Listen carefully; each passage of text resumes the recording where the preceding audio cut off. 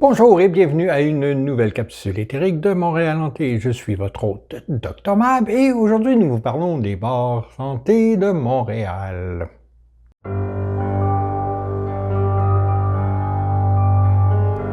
En 2019, le Bloc de Montréal Hanté a présenté une quarantaine de pubs, buvettes et autres débits de boissons réputés hantés dans la ville. La scène des bars est en constante évolution. Ça ouvre, ça ferme, ça change de nom, ça disparaît même. La question demeure, est-ce que les hantises survivent au changement de propriétaire? Voici donc un petit topo sur cette scène transformée.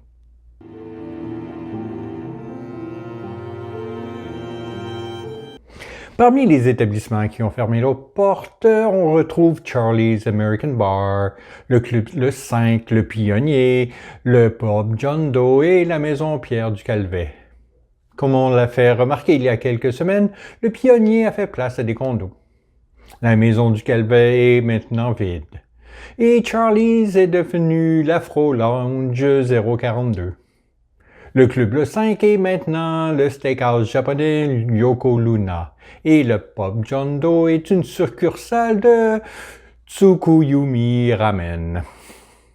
En décembre 2023, Montréal a dit adieu à un des célèbres conteurs du paranormal, le barman Ken McCaskill de la Légion Pointe-Saint-Charles, qui avait fait l'objet d'une de nos premières capsules.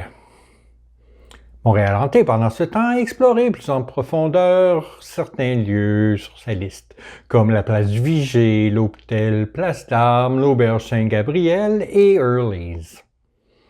Mais la carte des débits hantés continue à s'agrandir, avec l'ajout de 2 nouveaux établissements.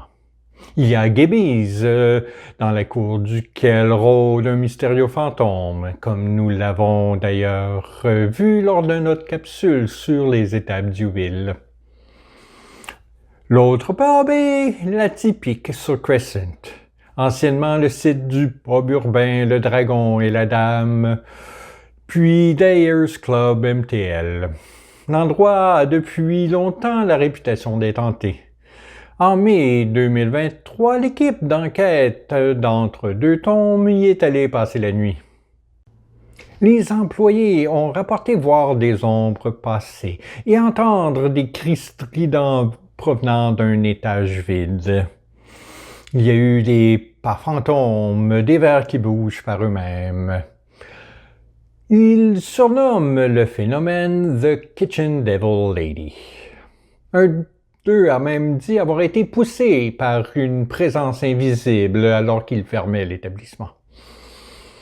L'équipe d'enquête d'Entre-deux Tombes a enregistré des bruits violents, des ombres, des chaises et verres qui bougent par eux-mêmes, le tout accompagné par des signes d'activité sur leurs équipements.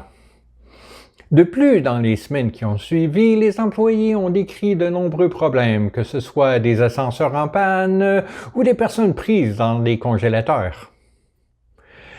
Les bars à Montréal vont et viennent, mais est-ce que les fantômes s'adaptent aux nouveaux propriétaires et aux nouveaux décors, ou est-ce qu'ils passent eux aussi?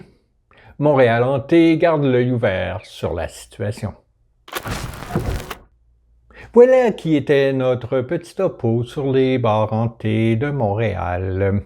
Si vous avez eu des expériences étranges dans certains bars, faites-nous en part dans les commentaires. Par ailleurs, souvenez-vous que nous faisons une émission spéciale sur le 1234 de la montagne, le Yokohama. Si vous y avez fait des rencontres étranges, nous sommes intéressés à vous entendre. D'ici notre prochain rendez-vous, je vous souhaite un bon 2 semaines et gardez l'œil ouvert, on ne sait pas ce qui rôde à Montréal.